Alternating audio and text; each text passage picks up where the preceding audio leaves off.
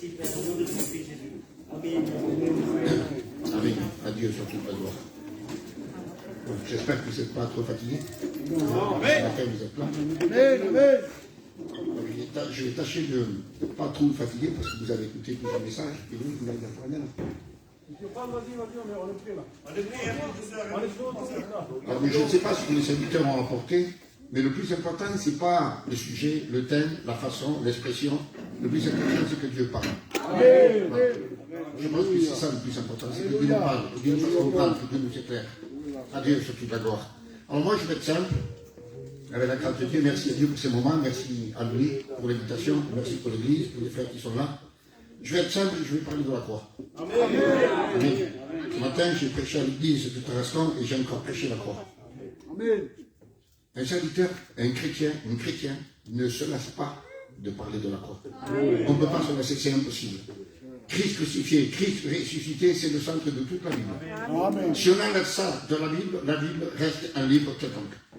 Ce qui donne la valeur à la Bible, au ciel, à l'église, à ta vie, à ma vie, c'est Christ crucifié, Christ ressuscité. Amen. À Dieu soit toute la gloire. Ça, c'est la base de toute chose. Béni le Seigneur, béni le Seigneur, et à Dieu soit toute la gloire. Alors, ce qu'on va parler ce soir, c'est la croix et le trône blanc. Amen.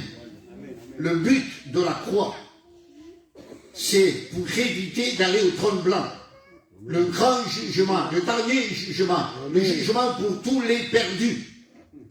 Car tous les perdus vont être jugés, tous à l'exception. Mais ils vont être jugés pour être condamnés. Et la croix a été plantée à Golgotha pour éviter que les hommes aillent dans ce grand jugement. Et la croix a été plantée pour amener les hommes au trône de la grâce. Béni soit le Seigneur. La croix nous mène au trône de la grâce quand on l'accepte. Et quiconque refuse la croix, par obligation, devra passer devant le trône blanc, devant le grand jugement de Dieu. Que Dieu nous aide, béni soit le Seigneur. Voilà ce qu'il est dit. Jean 19, 17. Jean 19, verset 17. C'est un verset qui me plaît beaucoup. Jésus, portant sa croix, arriva au lieu. Amen. Au lieu du crâne qui se nomme en hébreu Golgotha. Jésus est arrivé en portant sa croix. Dieu soit toute la gloire. Ça veut dire que Jésus est arrivé là où le Père l'a envoyé. Déjà dans l'éternité, c'était prédestiné que Christ meure sur la croix. Et lorsque Christ vient sur la terre et que le Père l'a envoyé avec une mission à accomplir, Jésus est arrivé là où le Père l'a envoyé. Il a assumé avec sa mission. Et il a accompli avec sa mission. Béni que c'est nom de Dieu. Il est allé jusqu'au bout. Écoutez bien. Parce que la Bible dit que Christ est mort, il s'est humilié, se rendant obéissant jusqu'à la mort de la croix. Ça veut dire que Jésus est allé jusqu'à l'extrême. Il a obéi à son Père jusqu'à l'extrême, afin qu'après son obéissance, personne ne puisse obéir après lui. Après l'obéissance de Jésus, il ne reste même pas une millième d'obéissance. Il obéit parfaitement, et la portée de son obéissance est éternelle. La nôtre, non, on obéit aujourd'hui, et ce soir on peut désobéir parce qu'on a fait quelque chose qui n'est pas la gloire de Dieu. Mais lui, il obéit, son obéissance est éternelle. Le résultat est éternel. Béni soit le nom de Dieu. Jésus est resté crucifié 6 heures à la croix, mais la portée du sacrifice, elle est éternelle. Il a souffert pendant 6 heures, mais la portée de la souffrance est éternelle. Vous comprenez ça? Parce que la raison, le motif, c'est pas simplement la souffrance physique. La raison, le pourquoi. Amen. C'est éternel, ça. La vie de Christ est offerte par un esprit éternel. Donc, Jésus, portant sa croix, est arrivé là où le Père l'a envoyé. Béni soit le nom de Dieu. Et quand on prend Apocalypse 19, verset 11, Jean dit comme ça, puis je vis un grand trône blanc. Voilà pourquoi la croix. C'est pour éviter le trône blanc. Pour éviter qu'on aille au dernier jugement. Le jugement de la condamnation. Vous savez, les hommes là, devant le trône blanc, vont être jugés par Dieu, écoutez bien, d'après les œuvres. Mais pas d'après les bonnes œuvres, d'après les mauvaises œuvres. Si on n'est pas sauvé par les bonnes œuvres, comment voulez-vous être sauvé par les mauvaises œuvres? Vous avez compris? Ils vont être jugés d'après les mauvaises œuvres pour prouver que sur la terre, ils ont fait le mal, pour prouver qu'ils ont refusé la grâce de Dieu, pour prouver qu'ils ont eu le privilège d'accepter la croix, mais qu'ils n'ont pas voulu. Toute personne qui passera devant le trône blanc devant le dernier jugement, ce sont des hommes, des femmes, qui ont eu le privilège d'être sauvés, mais qui n'ont pas voulu. Vous avez compris ça? Et ça s'appelle l'équilibre de Dieu, la justice de Dieu. Amen. Béni que c'est le nom de Dieu. Car Dieu juge, la Bible dit que Dieu est juste dans ses sentences. Quand il prononce un jugement, une sentence, il n'y a rien à dire.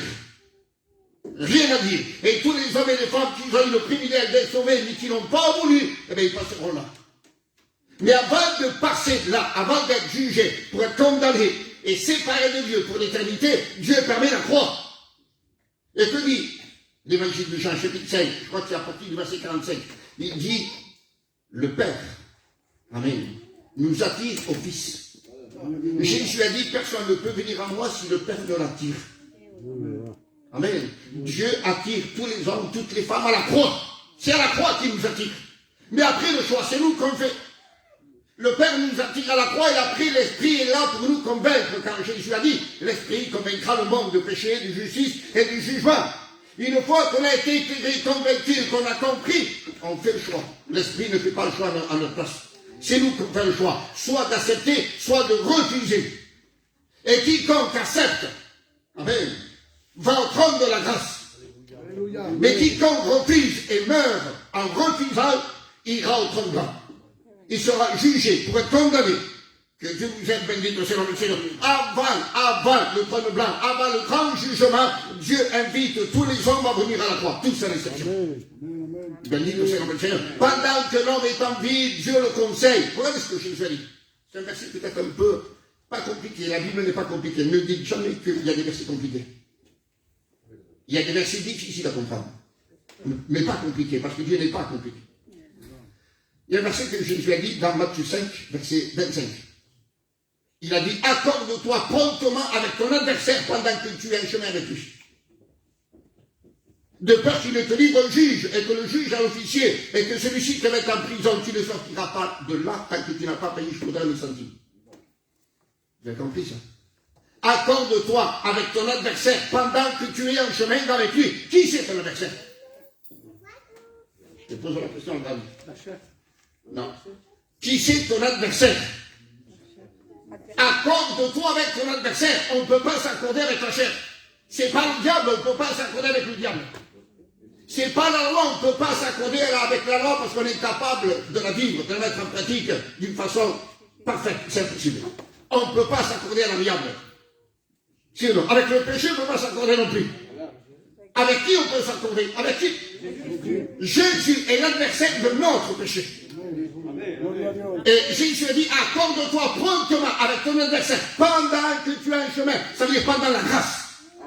Ça veut dire pendant que tu marches, pendant que tu es en vie, avant d'aller au tribunal, avant d'aller au grand trône blanc, mets-toi d'accord avec lui, accorde-toi à l'amiable. Ça c'est la grâce. Ça c'est la grâce. De peur qu'il ne te livre au juge. Et que le juge te juge pour te condamner. Et la Bible dit que tu ne sortiras pas de là. Tant que tu n'as pas payé le dernier centime. On ne peut pas payer à Dieu le pardon de nos péchés. Impossible. Donc il n'y a pas d'issue à pas de sortie. C'est pendant qu'on est en vie et Dieu invite tous les hommes à venir à la croix. C'est une invitation universelle et mondiale. Et toi, tu es compris dedans. Dieu nous invite. Et qu'est-ce qu'on fait dans l'invitation de Dieu? Vous savez, la plus grande richesse pour la vie de l'Église, pour la vie chrétienne, c'est à la croix. Au plus on en réalise, au plus on s'enrichit, au plus on est conscient, au plus on s'éloigne du monde et du péché. Dieu dit que c'est comme le Seigneur à Dieu et sa fille de droit. C'est important, écoutez bien. On n'ajoutera jamais, excusez-moi, jamais, à évaluer à sa juste mesure la croix. On n'arrivera jamais. J'ai dit au début que la portée du sacrifice est éternelle. Comment voulez-vous qu'on y arrive? On ne peut pas évaluer la grandeur, la hauteur, la profondeur, la largeur du sacrifice. On ne peut pas avec un petit cerveau, c'est impossible. Vous comprenez ça? Béni que Seigneur le Seigneur. La croix, c'est pas des mots, c'est pas des paroles. C'est une vie offerte en sacrifice. Alléluia. Béni que Seigneur le Seigneur. Sans faire exception de personne. Dieu invite, mais sans faire exception de personne. Qu'importe la couleur, qu'importe la race, Dieu invite, Dieu attire tous les hommes à la croix. Béni que Seigneur le Seigneur, on a besoin de la croix. Alléluia. On a besoin de venir à la croix. Et quand on vient à la croix, il y a de la place pour quiconque veut venir. Un jour, j'ai dit à la croix, on n'est pas allé droit. Il y a assez de place à la croix. Bénite soit le nom de Jésus. Un jour, les hommes, les femmes qui ont rejeté la croix vont le regretter toute l'éternité. Toute l'éternité. Que Dieu nous aide à être conscient de ça. Christ revient bientôt. On est à la fin. Et ça, on le sait. La Bible le dit. Le monde le dit. L'état des nations le disent. L'état des gouvernements le disent. L'état du péché le dit. Le démontre, le prouve que Christ est à la porte. Christ revient bientôt. Et que fais-tu? Où es-tu? Comment tu vis? Quelle est ta décision? Examine ton cœur. Examine ta vie. Soit tu es perdu, soit tu es sauvé. On ne peut pas être les deux à la fois. Soit je suis avec Dieu, soit je suis avec le monde. Soit je suis dans la lumière, soit je suis dans les ténèbres. On ne peut pas être un peu lumière, un peu ténèbres. Ça n'existe pas. C'est non. Bien dit que c'est dans le chemin. Peut-être tu es baptisé, peut-être tu n'es pas sauvé. Peut-être tu es en train d'écouter la parole de Dieu. Et tu sais dans ton cœur, dans ta conscience, que si Jésus revient, tu restes là. Parce que personne ne sait si tu es sauvé ou perdu simplement que toi. Il n'y a que toi qui le sais. On peut tromper les autres, on ne pourra jamais se tromper soi-même. On le sait. Vous comprenez ça? Que Dieu vous aide, bendito au nom du Seigneur. Dieu n'oblige personne à venir à la croix. Dieu invite. Une invitation, ce n'est pas une obligation. Vous comprenez ça? Dieu dit, Jésus a dit, venez à moi, vous tous qui êtes fatigués et chargés, je vous donnerai du repos. Ce verset, Jésus l'a dit. Mais où ce verset a pris sa réalisation? C'est à la croix. C'est à la croix. Si vous enlevez la croix, à quoi servent ces paroles? À quoi servent ces paroles? Vous comprenez ça? Ce qui a donné la véritable, ou le véritable sens à tout ce que Jésus a dit, c'est la croix. C'est la croix. Bienvenue de Seigneur. Tout ce que Jésus a dit a pris sa valeur à la croix. Car Dieu a tant aimé le monde. D'accord? Mais sans la croix, à quoi sert ce verset? Tire-le. Béni de ce nom de Seigneur. Donc, Dieu n'oblige personne. Le monde est libre de venir et de continuer. Donc, tu es libre d'accepter ou de ne pas accepter. C'est toi qui fais le choix de ta vie. C'est toi qui choisis ton éternité. C'est toi qui fais le choix. Béni de ce nom de Seigneur. Est-ce que tu sais ce que c'est en réalité la mort? Le premier qui a parlé de la mort, c'était Dieu. Le jour où tu en mangeras, il a dit Adam, tu mourras. Certainement, tu mourras. Jésus a parlé de la mort, Paul a parlé de la mort, Pierre a parlé de la mort, l'apôtre Jean a parlé de la mort, mais de quelle mort? Tous ont parlé de la mort, mais personne n'a donné une image réelle de la mort. Le seul, c'était Jésus. Et Jésus a dit, deux hommes sur la terre, un pauvre et un riche, et les deux vont mourir, un va dans le ciel d'Abraham, et l'autre va dans le séjour des morts. Lieu de tourment. Et entre le perdu et le sauvé, Jésus a dit, il y a un abîme infranchissable. Ça, c'est la mort. Ça, c'est la mort.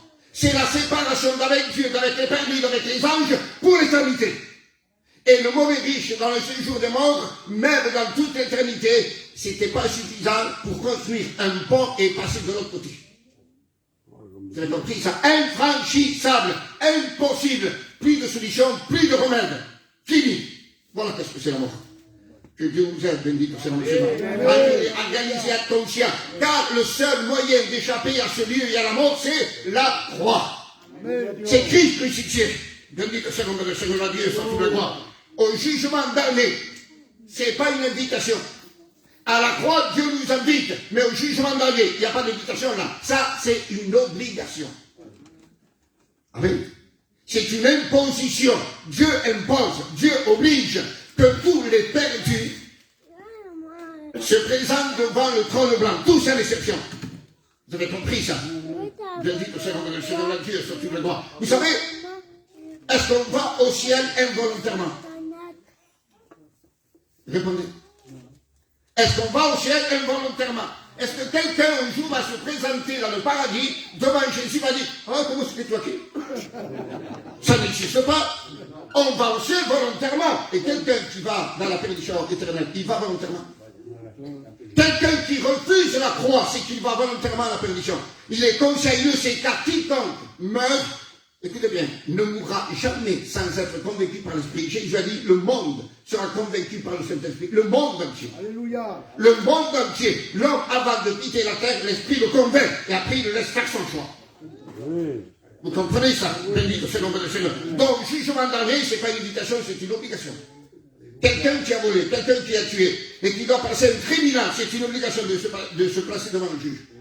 C'est une obligation, ça.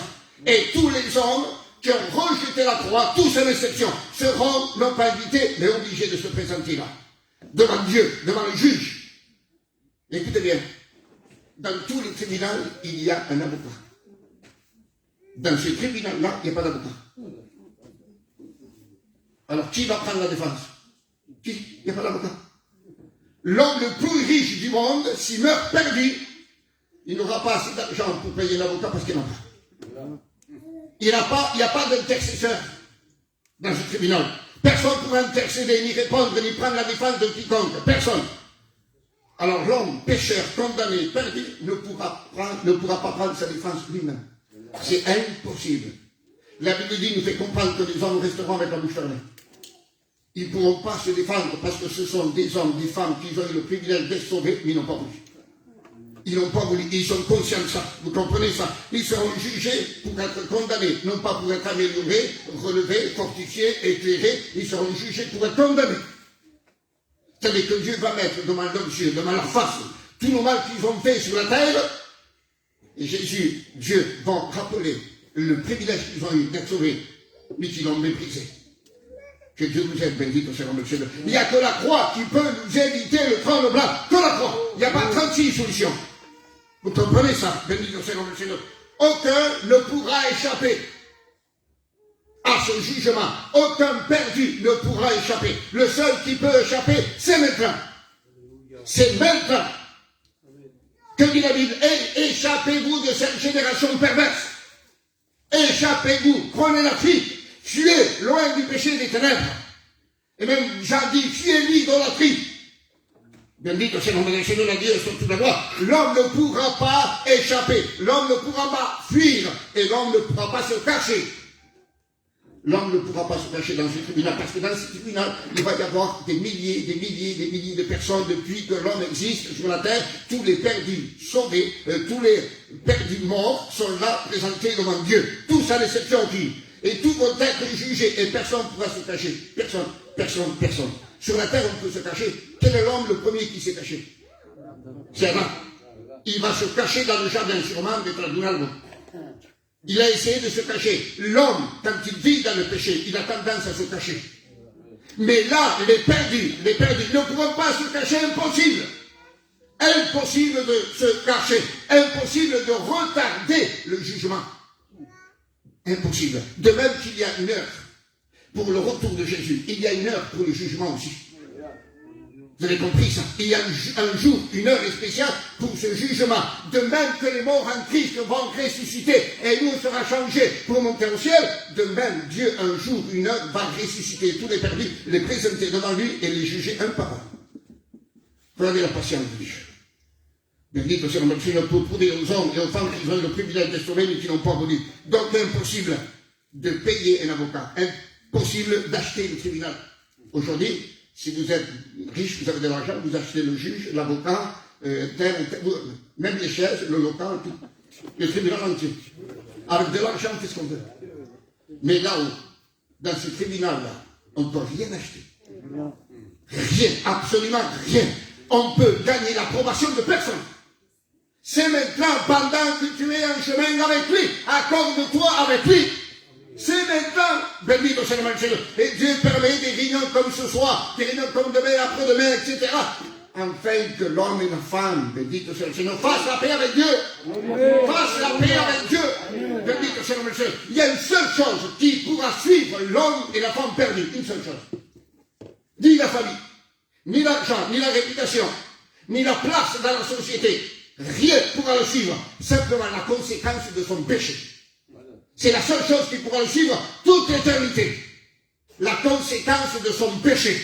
Que Dieu nous aide, Seigneur Jésus. Ce jugement de condamnation sera, écoutez bien, pour juger les hommes avant de les jeter en enfer pour l'éternité.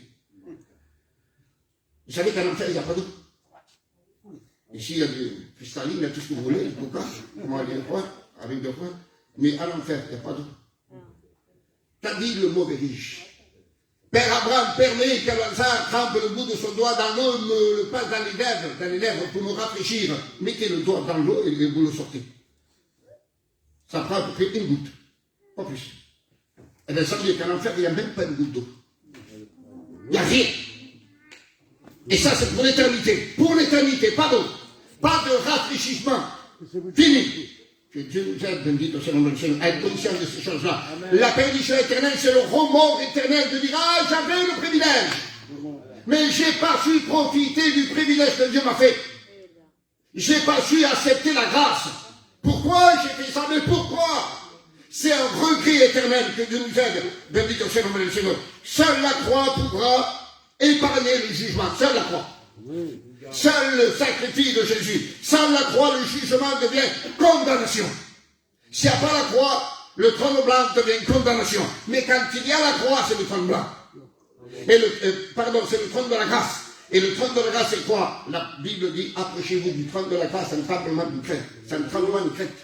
On peut s'approcher pour le trône de la grâce. Parce que, écoutez bien, pourquoi on peut s'approcher du trône de la grâce? Parce que Juan, en acceptant le Christ crucifié, il a accepté le sang versé à la croix.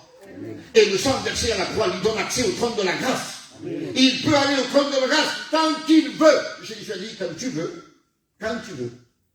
Matin, soir, après-midi, quand tu veux. 10 fois par jour, 50 fois par jour. Quand tu veux, rentre dans ta chambre, ferme la porte, prie ton Père qui est là. C'est ça, aller devant le trône de la grâce. C'est le moyen de la loi, de l'adoration et de la prière. Bien dit que c'est le Seigneur. Et par le moyen du sang de Jésus, tu peux aller autant que tu veux devant le trône de la grâce. À Dieu soit la gloire. Quand tu es bien, comme aujourd'hui, tu as écouté la parole plusieurs fois, tu as écouté les cantiques, tu as prié le Seigneur et tu as la facilité de venir devant le trône de la grâce. Demain, tu vas faire des choses qui ne sont pas trop bien. Et tu n'as plus la facilité que tu as aujourd'hui. Et tu as des difficultés. Et tu vas dire, mais comment je vais le faire? Tu ne t'approches pas du trône de la grâce par tes mérites, mais par les mérites du sang de Jésus. Amen. Alors ne te condamne pas. Dis-toi, c'est pas par mes moyens, c'est pas par ma capacité, c'est par le moyen du sang de Jésus que je m'approche du trône de la grâce, même si je suis bien, même si je suis mal. Je m'approche par le moyen du sang. Bendit soit le nom de Seigneur, Dieu soit tout le monde. Seule la croix peut fermer la porte du jugement. Seule la croix. Amen. Quand on passe par la porte qui est Jésus, la porte du grand jugement se ferme. On ne rentre pas, elle est fermée pour nous. C'est pas pour nous. Le grand jugement, c'est pas pour les sauver, c'est pour les perdus. Pour les sauver, c'est Jésus a dit, je suis la porte. Et quelle est cette porte? Eh bien, c'est la croix. C'est la croix. Quand on accepte la croix, on passe par la croix, la porte du jugement, elle se ferme. Plus de condamnation. Bien dit que c'est le Seigneur. Au jugement, il n'y aura aucun sauvé. Pas même un seul. Même pas une fourmi. Personne ne pourra être sauvé. Personne. Que Dieu nous aide, béni que c'est le Seigneur. C'est grave. C'est grave. Devant Dieu, un perdu qui meurt sans Christ passera devant le jugement et non pas pour être amélioré, relevé, éclairé, mais il sera jugé pour être condamné. Écoutez bien, je vais vous poser une question. Est-ce que l'amour est plus grand que la justice de Dieu? Dites-moi. Est-ce que l'amour est plus grand que la sainteté? Est-ce que l'amour est plus grand que la patience? Est-ce que l'amour est plus grand que la bonté? Rien en Dieu n'est plus grand qu'une autre chose. Il n'y a pas de déséquilibre en Dieu. Tout est au même niveau. L'amour est aussi grand que la justice. L'amour est aussi grand que la sainteté. Et de même que Dieu est amour, de même Dieu est saint. Dieu est amour, Dieu est justice. Et dans le grand jugement, ce n'est pas l'amour qui va agir, c'est la justice qui va agir. C'est la sainteté qui va agir. Et vous allez comprendre. Je vais prendre les bébés. Et le bébé, la justice de Dieu pouvait parler sur lui. La justice et la sainteté pouvaient parler sur lui. Pourquoi? Parce qu'il y avait péché dans sa vie. Et tant qu'il y a péché dans sa vie, écoutez bien, la justice, elle va dire quoi? Condamnation. La justice va condamner parce qu'il y a péché dans sa vie. La sainteté, elle va dire séparation. D'accord? Condamnation et séparation à cause de son péché volontairement. Donc l'amour, elle ne peut pas parler. L'amour ne peut pas parler. Pour que l'amour parle, il faut que la justice et la sainteté soient satisfaites. Christ à la croix a satisfait la justice de Dieu et la sainteté de Dieu. Dieu, par sa justice, regarde son Fils à la croix, regarde par sa sainteté son Fils à la croix, la justice et la sainteté sont satisfaites. Rien à dire, du sacrifice de Jésus. Maintenant, l'amour, elle peut parler. Et l'amour dit, Père, pardonne-leur, Père, ils ne savent pas ce qu'ils font. Vous avez compris ça? Mais maintenant, vous prenez un perdu, qui meurt perdu. Il se présente devant le trône blanc. Il est mort dans le péché. Il a refusé le sacrifice. Dans l'amour, là, il ne peut pas parler. L'amour, il ne peut pas parler. Parce que la sainteté et la justice n'ont pas été satisfaites. Vous avez compris ça? Et donc, c'est pour ça que dans le trône blanc, ce n'est pas l'amour qui va agir. C'est la sainteté et la justice qui vont agir. C'est la sévérité de Dieu qui va agir. Écoutez bien ce que je veux dire. Dieu a eu raison de créer le trône blanc.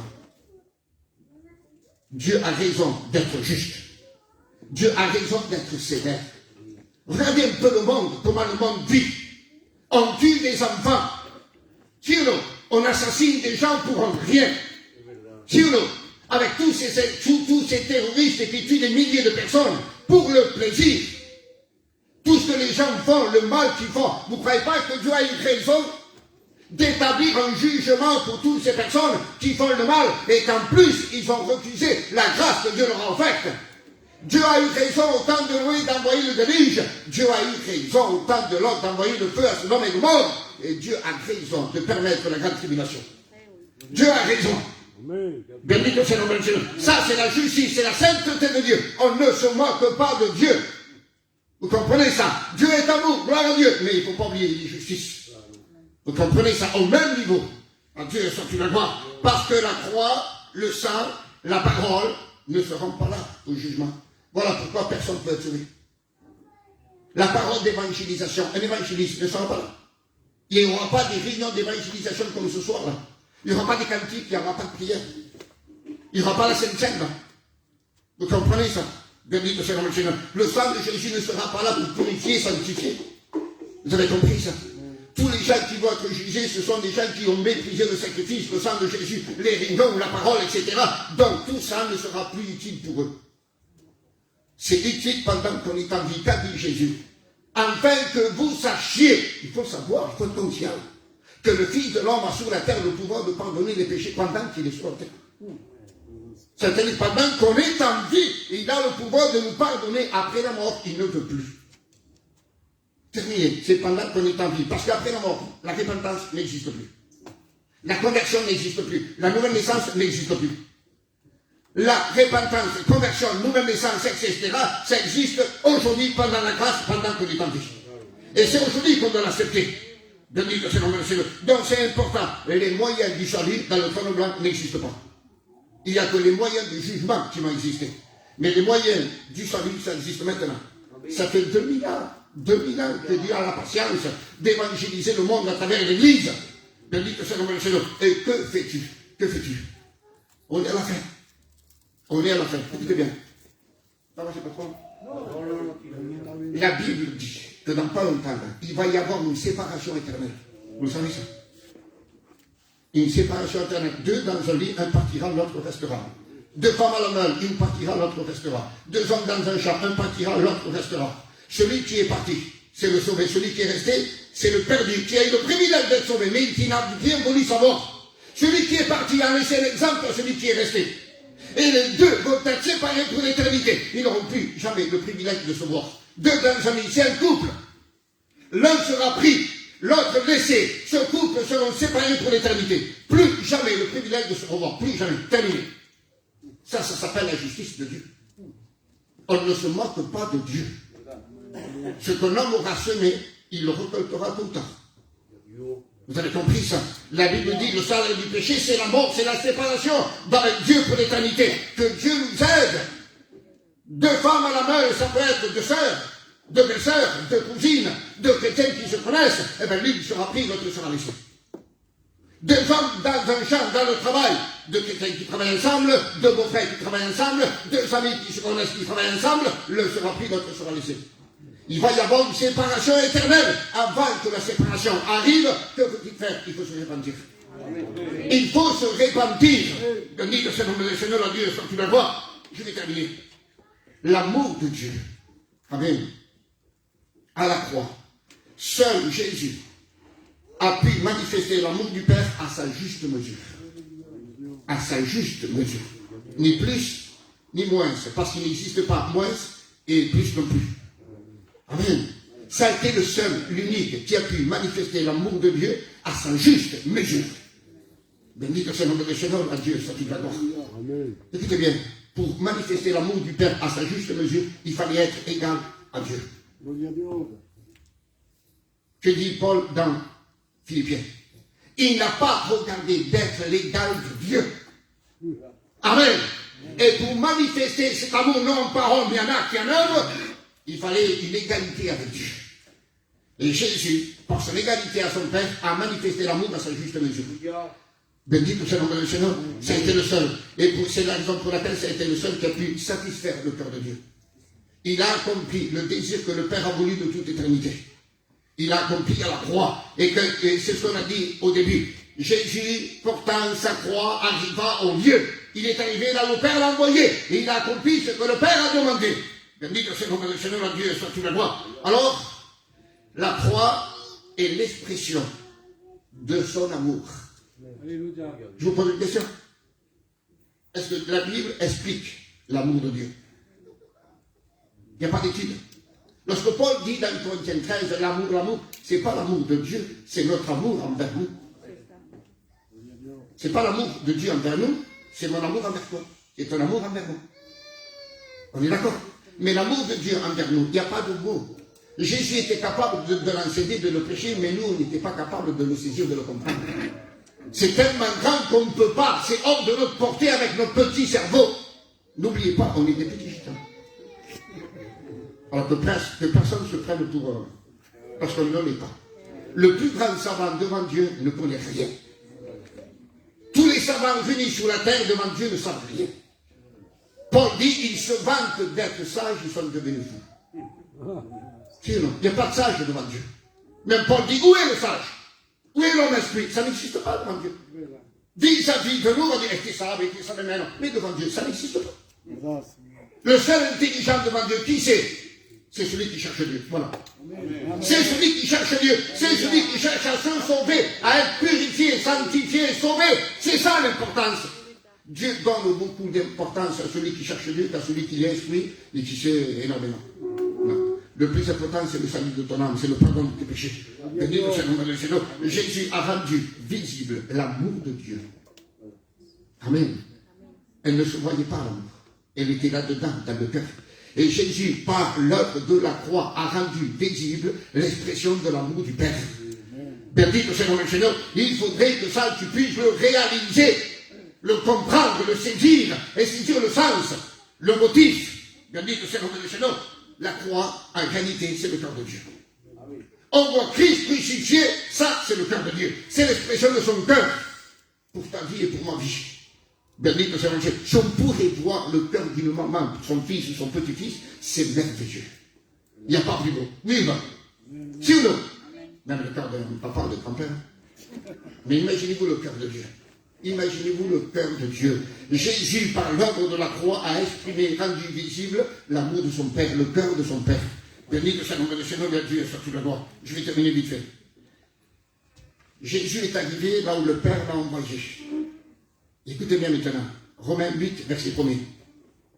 Je prends à travers le bébé. Pardon, bébé. Et le bébé, il est perdu.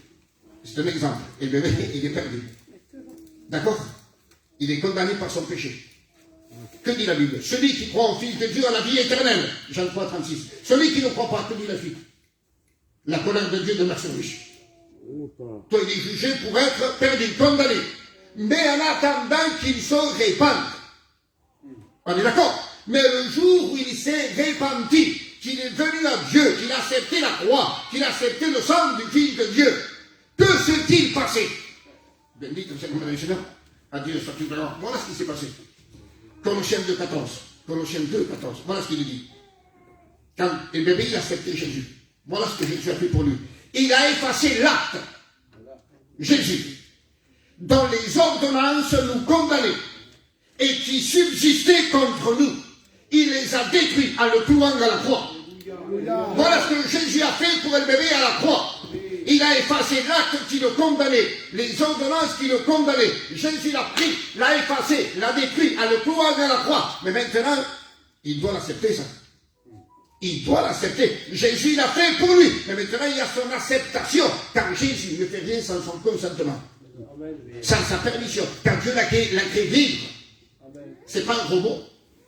Il l'a créé libre. De dire que c'est le nom du Seigneur, Dieu soit sur la loi. Et le bébé, en acceptant, Romains 8, premier verset, dit maintenant. Ça veut dire quoi maintenant? Ça veut dire à partir du jour où le bébé il a accepté Jésus.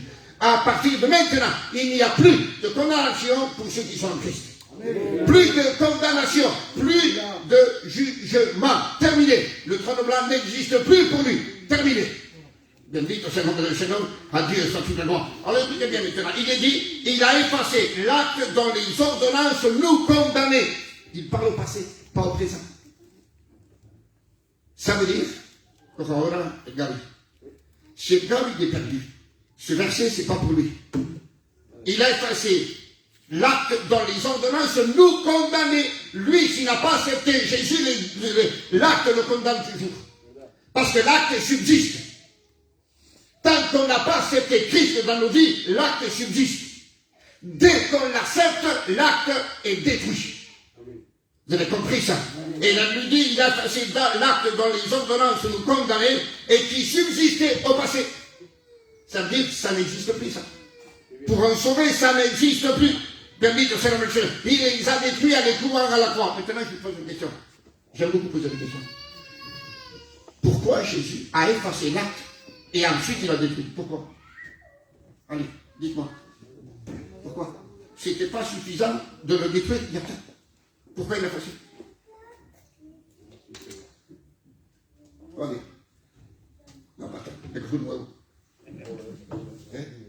Ça, c'est l'acte qui condamne le gars. L'acte qui le condamne. Et les ordonnances, c'est la liste de tout le mal qu'il a fait. C'est ça, l'ordonnance. Tout est écrit. Tout le mal qu'il a fait, c'est écrit. Maintenant, je le prends. Je le détruis. D'accord? Mais l'écriture, elle est toujours là. Si je rajoute les morceaux l'un en face de l'autre, je peux relire ce qui était écrit avant qu'il soit détruit. Pour que personne rappelle son péché pardonné. Jésus l'a effacé. Et ensuite il a détruit. Afin que son péché ne soit plus devant Dieu. Plus jamais, plus jamais. Car Dieu l'a pardonné pour l'éternité.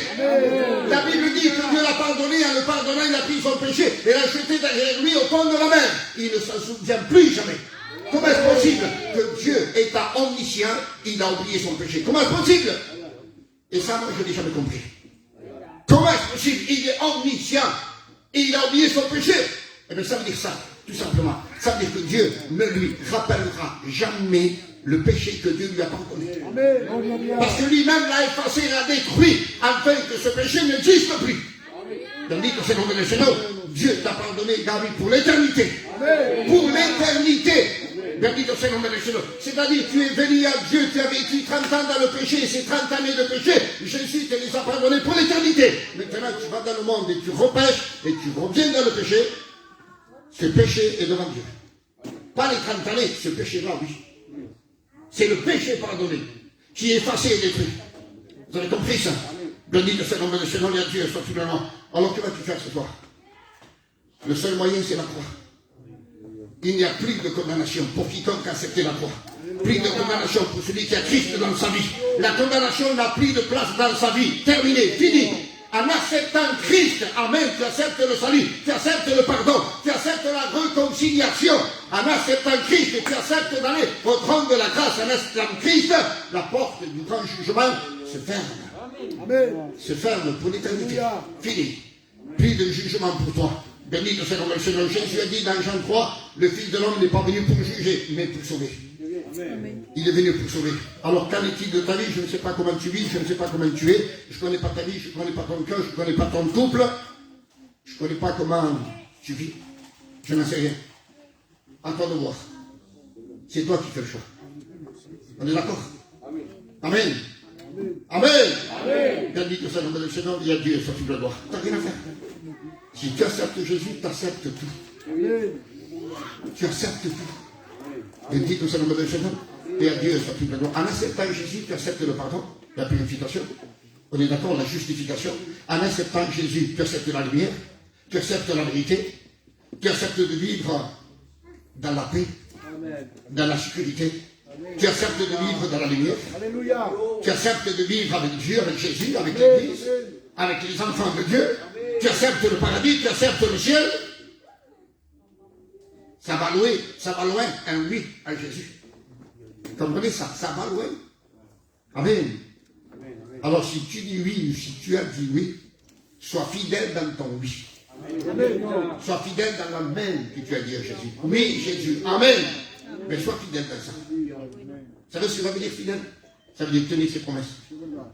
Tout simplement. Ta première Jésus. Alors tiens parole. Va jusqu'au bout. Ça vaut la peine. Tu vas dire peut-être, pour toi qui es chrétien, tu vas dire je suis fatigué, j'ai des problèmes, j'ai des difficultés, j'ai des maladies. Qui n'en a pas? Quel est l'homme sur la terre qui n'a pas de problème, qui n'a pas de souci? Qui? Même les animaux, ils en ont. Ils savent que tu as entre eux pour pouvoir manger. C'est un souci, ça aussi. Si ou non? Les soucis, les tracas, les inquiétudes, les maladies, ça existe dans toutes les familles. Ça existe partout. Mais Dieu, dans sa grâce, dans son amour, nous a donné tous les moyens pour aller jusqu'au bout. Pour aller jusqu'au bout. Jésus a dit, et j'arrête ici, il a dit, allons de l'autre bord. Quand on accepte la croix, Jésus a dit, monte dans la barque. On change.